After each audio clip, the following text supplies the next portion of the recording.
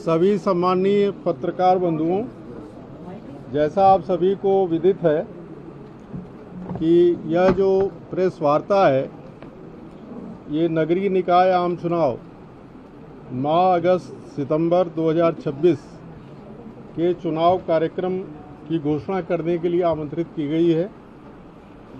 आयोग द्वारा राज्य में एक राज्य एक चुनाव, वन स्टेट वन इलेक्शन के अंतर्गत क्रमिक रूप से नगरीय निकायों एवं पंचायती राज संस्थाओं के चुनाव संपन्न कराए जाएंगे।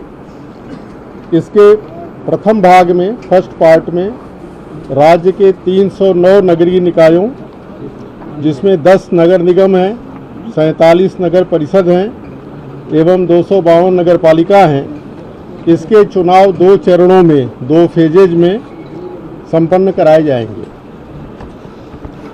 इसमें जो आम चुनाव का कार्यक्रम है, नगर पालिका, नगर परिषद और नगर निगम के सदस्य पद के लिए लोक सूचना जारी करने की जो तिथि है वो 27/8/2026 है।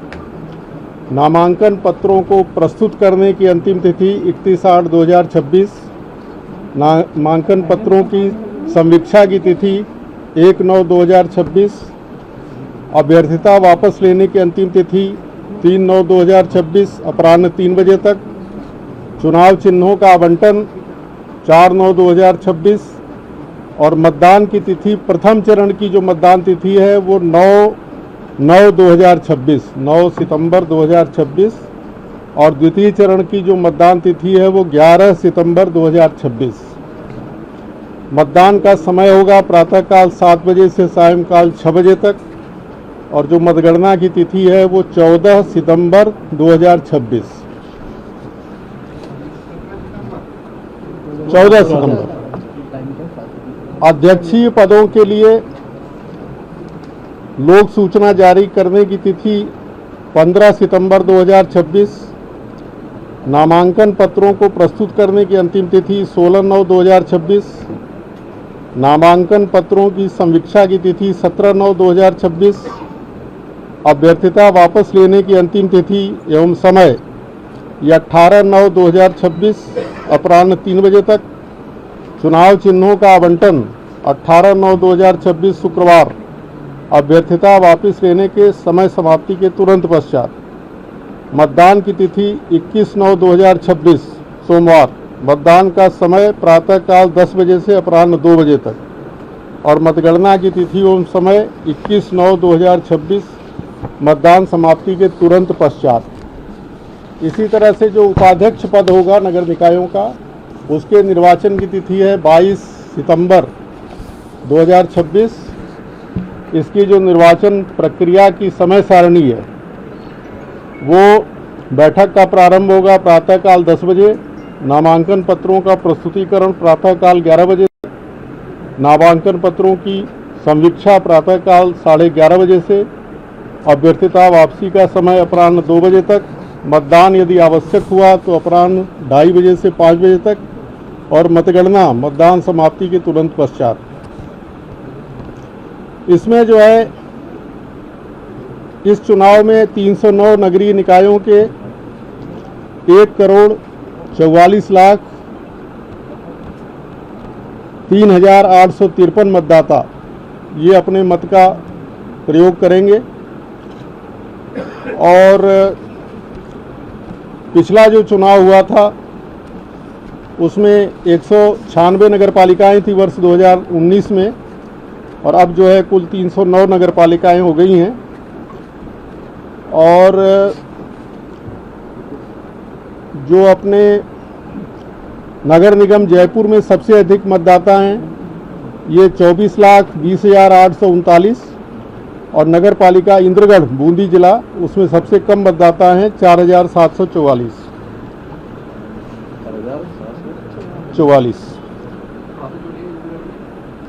अपने 309 नगरीय निकायों में जो मतदाताओं का विवरण है आयु वर्गानुसार, उसमें आयु 18 से 25 वर्ष तक तो हैं 14.7%, आयु 26 से 35 वर्ष तक हैं 25.40%, आयु 36 से 50 वर्ष तक 29%, आयु 51 से 59 वर्ष तक 13.9%, आयु 60 वर्ष और अधिक जो है वो 17%। तो ये कुल जो है ये मतदाताओं का प्रतिशत है। सारे जो नगरीय निकाय हैं इसमें ईवीएम काम में ली जाएगी, electronic voting machine. Alwar, Bharatpur, Jaipur, Jodhpur और कोटा, इसमें तो भारत निर्वाचन आयोग के स्वामित्व की M3A और शेष 36 जिलों में राज्य निर्वाचन आयोग राजस्थान और राज्य निर्वाचन आयोग मध्य प्रदेश के स्वामित्व की multi post single vote, multi post multi vote model की मशीन उपयोग में ली जाएगी। एक नगरीय निकाय में एक ही मॉडल की मशीनों का उपयोग किया जाएगा। सभी जिला निर्वाचन अधिकारियों को ईवीएम ट्रैकिंग सॉफ्टवेयर उपलब्ध कराया गया है और इस सॉफ्टवेयर द्वारा जिला स्तर पर ईवीएम के स्थानांतरण की ऑनलाइन ट्रैकिंग की जा सकेगी और इसी के द्वारा जो है ईवीएम के आवंटन के लिए रैंडमाइजेशन भी किया जाएगा। हमारे जो 309 नगरीय निकाय हैं इसमें वार्डों की कुल संख्या ये 10,245 है और मतदान केंद्रों की संख्या ये 16,465 है। मतदाताओं की पहचान, लगभग सभी मतदाताओं को मतदाता फोटो पहचान पत्र जारी हो चुके हैं। मतदान के दौरान मतदाताओं को अपनी पहचान स्थापित करने के लिए उक्त फोटो पहचान पत्र प्रस्तुत करना होगा और अगर वो किसी कारणवश फोटो पहचान पत्र प्रस्तुत करने में असमर्थ रहता है तो उसे 11 वैकल्पिक फोटो दस्तावेजों में से कोई एक मूल दस्तावेज प्रस्तुत करना आवश्यक होगा। इसमें जो बीबी जी राम जी मनरेगा कार्ड भी है, बैंकों डाकघर द्वारा जारी किए गए फोटो युक्त पासबुक है, स्वास्थ्य बीमा स्मार्ट कार्ड है, आयुष्मान भारत हेल्थ कार्ड है, ड्राइविंग लाइसेंस, पैन कार्ड, भारतीय पासपोर्ट, फोटो युक्त पेंशन दस्तावेज, केंद्र और राज्य सरकार या लोक उपक्रम पब्लिक लिमिटेड कंपनियों द्वारा जो फोटो युक्त सेवा पहचान पत्र, सांसद और विधायकों को जो सरकारी पहचान पत्र दिए जाते हैं और जो यूनिक डिसेबिलिटी कार्ड है, ये 11 दस्तावेज जो है वो और मान्य होंगे, लेकिन वो तभी मान्य होंगे जो अब इस नगरपालिका निर्वाचन की अभी घोषणा हो रही है, इससे पूर्व में जो जारी किए गए हैं तो उन्हीं को मान्य किया जाएगा। एक हम लोगों ने मतदान सहायता केंद्र वो मतदान भवन के नज़दीक जो है बनाया है, तो नवीन परिसीमन के कारण वार्डों की सीमाओं में परिवर्तन संभव है, इस कारण से मतदान केंद्रों में भी परिवर्तन संभावित है।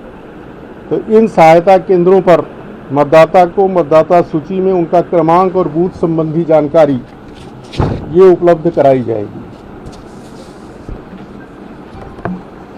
309 नगरीय निकायों में 2 चरणों के चुनाव के लिए मतदान, मतगणना और अन्य कार्यों हेतु लगभग 1,15,255 कार्मिकों को नियोजित किया जाएगा और इसके लिए जो है जिला निर्वाचन अधिकारियों को रैंडमाइजेशन के लिए सॉफ्टवेयर भी उपलब्ध कराया गया है। इस सॉफ्टवेयर के द्वारा मतदान और मतगणना दलों का गठन किया जाएगा। इन मतदान दलों को 2 स्तरीय प्रशिक्षण भी प्रदान किया जाएगा। चुनाव के दौरान कानून व्यवस्था बनाए रखने और शांतिपूर्ण चुनाव संपन्न कराने के लिए पुलिस बल को नियोजित किए जाने हेतु एक कार्य योजना तैयार की गई है, जिसके अनुसार नगरीय निकायों के 2 चरणों के चुनाव के लिए लगभग 98,790 ये इतना पुलिस बल जो है हम नियोजित करेंगे। 309 नगरीय निकायों के 2 चरणों के चुनाव के लिए प्रत्येक जिले में आवश्यकता अनुसार 1 या अधिक पर्यवेक्षकों को नियुक्त किया जाएगा, जनरल ऑब्जर्वर्स। ये पर्यवेक्षक भारतीय प्रशासनिक सेवा के वरिष्ठ एवं चयनित वेतन श्रृंखला तथा राजस्थान प्रशासनिक सेवा के सुपर टाइम स्केल या इससे उच्चतर वेतन श्रृंखला के अधिकारी होंगे और ये लोग जो है 3 बार जो है वहाँ जाएंगे, चुनाव नामांकन पत्रों की समीक्षा के समय, मतदान के समय और जो मतगणना कार्य है उस समय। आयोग मुख्यालय पर और जिला स्तर पर कंट्रोल रूम जो है वो बनाया जाएगा और ये नियंत्रण कक्ष 24/7 रात दिन कार्य करेगा। जो चुनाव खर्च की सीमा है वो नगर पालिका सदस्य की है 1.5 लाख रुपए, नगर परिषद पार्षद की है 2.5 लाख रुपए और नगर निगम पार्षद की है 3.5 लाख रुपए। लाउड स्पीकर के लिए जिला मजिस्ट्रेट, उपखंड मजिस्ट्रेट या अन्य सक्षम अधिकारी की लिखित अनुमति प्राप्त करनी आवश्यक होगी। इसका प्रयोग रात्रि 10 बजे से प्रातःकाल 6 बजे के बीच पूर्णतया प्रतिबंधित रहेगा। अभ्यर्थियों के द्वारा निर्वाचन में प्रचार के लिए वाहनों की अधिकतम सीमा निर्धारित की गई है। इस हेतु संबंधित रिटर्निंग अधिकारी से वाहन के संपूर्ण विवरण के साथ लिखित अनुमति प्राप्त करनी आवश्यक होगी। जो ये खर्चा अधिकतम है इसका पूर्ण विवरण परिणाम घोषणा के 15 दिवस के अंदर विहित प्रारूप में संबंधित जिला निर्वाचन अधिकारी या उसके द्वारा प्राधिकृत अधिकारी को प्रस्तुत करना पड़ेगा। राजस्थान नगरपालिका अधिनियम की धारा 2 और 24 का संशोधन करके नगरीय निकायों के निर्वाचन हेतु संतान संबंधी प्रावधानों को हटा दिया गया है और ये सूचना जो है सभी जिला निर्वाचन अधिकारियों को आयोग के पत्र क्रमांक 13/7/26 के द्वारा प्रेषित कर दी गई है। दिव्यांगजन जो है पर्सन विद डिसेबिलिटीज, उनके लिए विशेष सुविधा प्रदान करने के लिए जिला निर्वाचन अधिकारियों को निर्देश प्रदान किए गए हैं और ऐसे मतदाताओं की मैपिंग करना होगा। प्रत्येक जिले में नोडल अधिकारी नियुक्त किया जाएगा और दिव्यांगजनों को मतदान के लिए मतदान बूथ तक लाने और छोड़ने की व्यवस्था भी जिला निर्वाचन अधिकारी द्वारा की जाएगी। चुनाव कार्यक्रम की घोषणा के साथ ही संबंधित निर्वाचन क्षेत्रों में आदर्श आचरण संहिता के प्रावधान तुरंत प्रभाव से लागू हो गए हैं, जो चुनाव प्रक्रिया समाप्ति तक लागू रहेंगे। संबंधित नगरीय निकायों में विभिन्न विभागों के विकास कार्य जिसके कार्यादेश आचार संहिता के प्रभाव में आने से पूर्व ही जारी किए जा चुके हैं या जो विकास कार्य पूर्व से चल रहे हैं वे सभी आचार संहिता से प्रभावित नहीं होंगे। नई स्कीम, नए विकास कार्य एवं नए कार्यादेश ये आचार संहिता के लागू होने से पूर्णतया प्रतिबंधित रहेंगे। चुनाव के लिए बड़ी संख्या में कार्मिकों की आवश्यकता होगी, अतः संबंधित नगरीय निकाय क्षेत्र से होने वाले स्थानांतरण एवं संबंधित नगरीय निकाय क्षेत्र में किए जाने वाले पदस्थापन से संबंधित स्थानांतरण पर पूर्ण प्रतिबंध रहेगा। भारत के संविधान के अनुच्छेद 243(j)(a) के अंतर्गत नगरपालिका के निर्वाचनों के संचालन का दायित्व राज्य निर्वाचन आयोग में निहित है। राजस्थान नगरपालिका अधिनियम 2009 की धारा 26 के अनुसार चुनाव कार्य में नियोजित समस्त अधिकारी कर्मचारी निर्वाचन के दौरान राज्य निर्वाचन आयोग में प्रतिनियुक्त समझे जाएंगे। यदि चुनाव प्रक्रिया के दौरान किसी अधिकारी कर्मचारी द्वारा निर्वाचन से संबंधित अधिरोपित कर्तव्यों का निर्वहन नहीं किया जाता है तो उसके विरुद्ध आयोग द्वारा नियमानुसार कार्रवाई अमल में लाई जाएगी।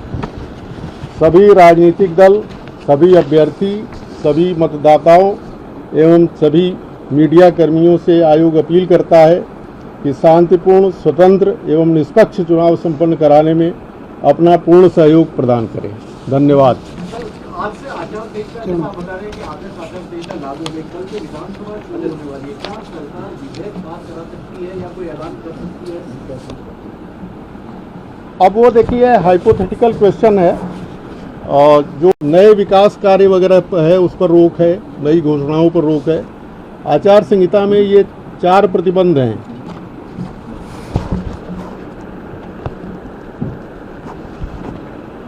किसी भी रूप में कोई भी वित्तीय मंजूरी या वचन देने की घोषणा नहीं करेंगे, किसी भी प्रकार की परियोजनाओं अथवा स्कीमों के लिए आधारशिलाएं आदि नहीं रखेंगे, सड़कों के निर्माण का कोई वचन नहीं देंगे, पीने के पानी की सुविधाएं नहीं देंगे, शासन, सार्वजनिक उपक्रमों आदि में कोई भी तदर्थ नियुक्ति न की जाए जिससे सत्ताधारी दल के हित में मतदाता प्रभावित हो।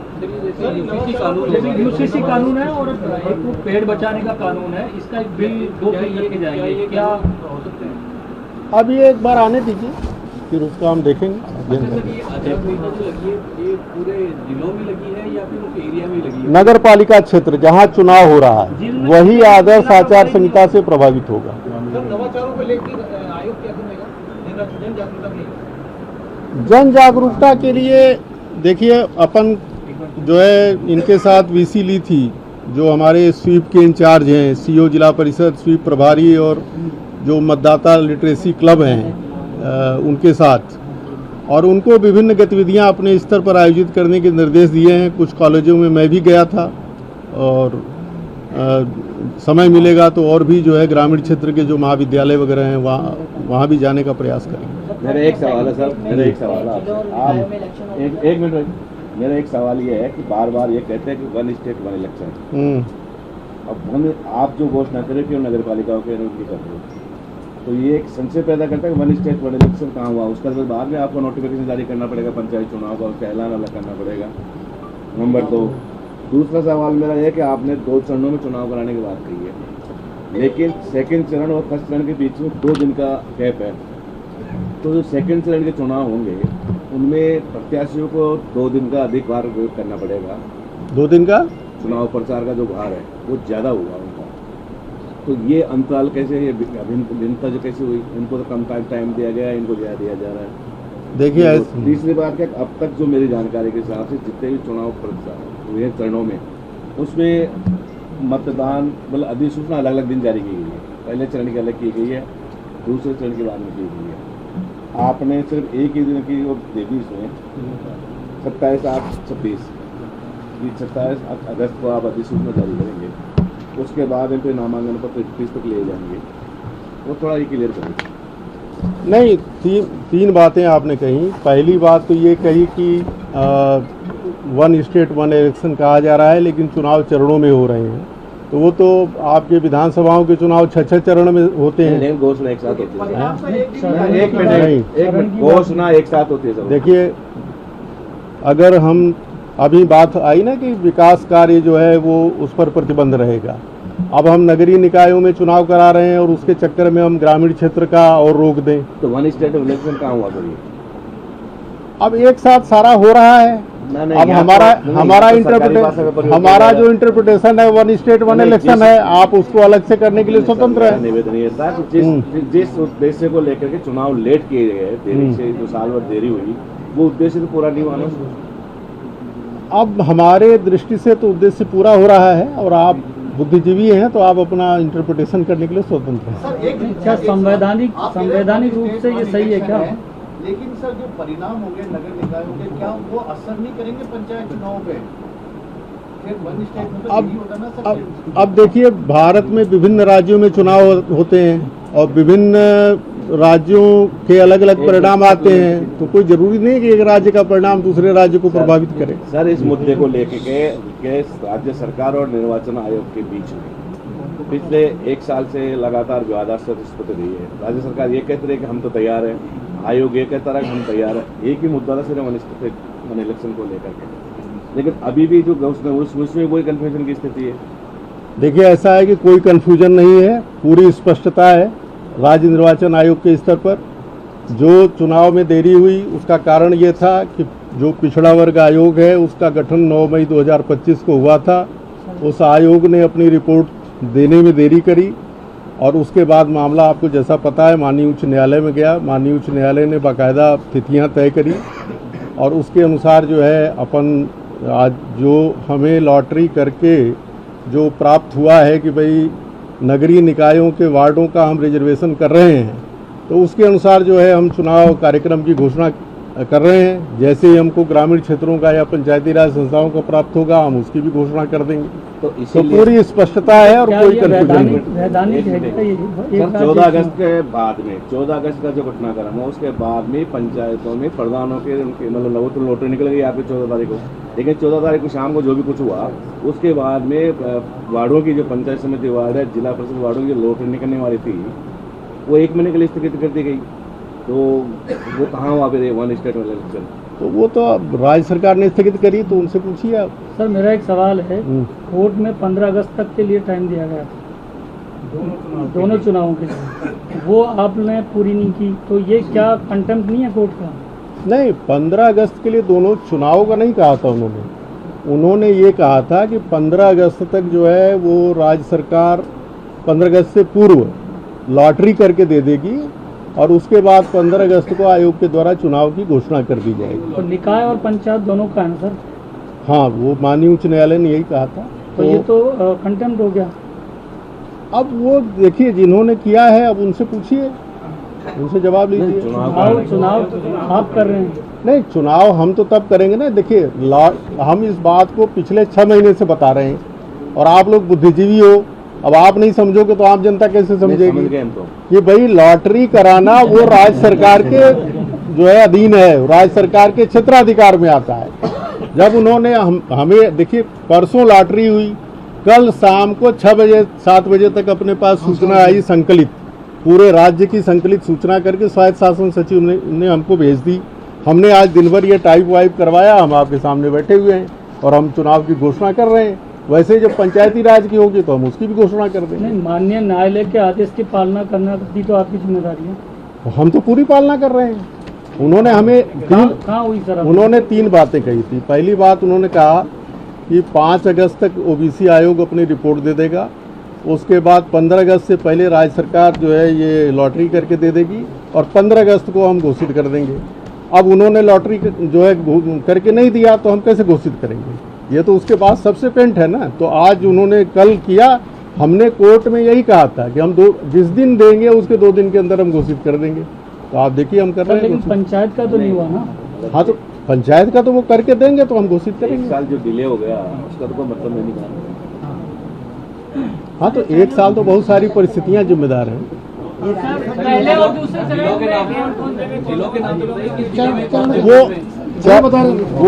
वो कागज जो है हम आपको उपलब्ध करा देंगे। आप होंगे और शाम तक कंप्लीट होगा। नहीं, अरे नहीं लल्लू लाल जी, ऐसा नहीं है, सब तैयार है। अभी आपको हम अभी देंगे, आपको अभी दे रहे, कॉपी दे रहे। आप सुनिए।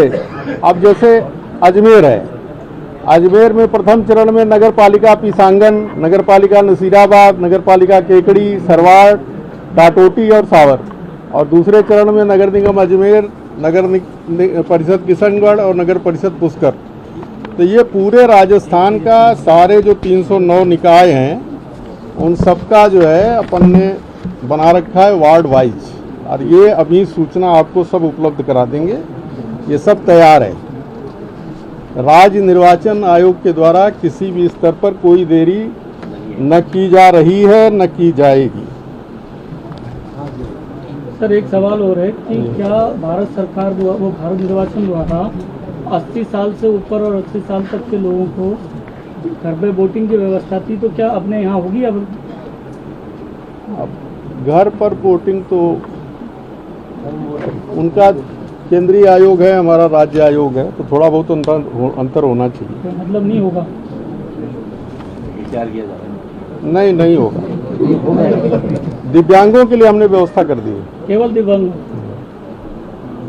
विपक्ष का सवाल ये है कि निर्वाचन आयोग निष्पक्ष रूप से चुनाव नहीं करा पाते हैं, तो आप इसके लिए क्या कहेंगे विपक्ष? क्या? उनका सवाल विपक्ष का कहना यह है कि राज्य निर्वाचन आयोग निष्पक्ष रूप से जो चुनाव करानी चाहिए थी वो नहीं करवा पा रहे हैं। अब ये भी नहीं करवाएंगे, सत्ता के पक्ष में रह के चुनाव करवा। नहीं, राज्य निर्वाचन आयोग पूरी तरह निष्पक्ष है और वो जो है बिल्कुल भयमुक्त वातावरण में स्वतंत्र तरीके से, निष्पक्ष तरीके से चुनाव कराने के लिए प्रतिबद्ध है। हम किसी का कोई सपोर्ट नहीं करेंगे। जो मतदाता है उसको अपना मत डालने की पूरी जो है स्वतंत्रता होगी और जैसा उनका निर्णय होगा वैसे हम चुनाव परिणाम की घोषणा कर देंगे। क्या सत्ता के मतलब आपके ऊपर नहीं दबाव डालेंगे? है सत्ता पक्ष हमारे ऊपर आज तक किसी ने दबाव नहीं डाला, भविष्य में भी नहीं डालेंगे।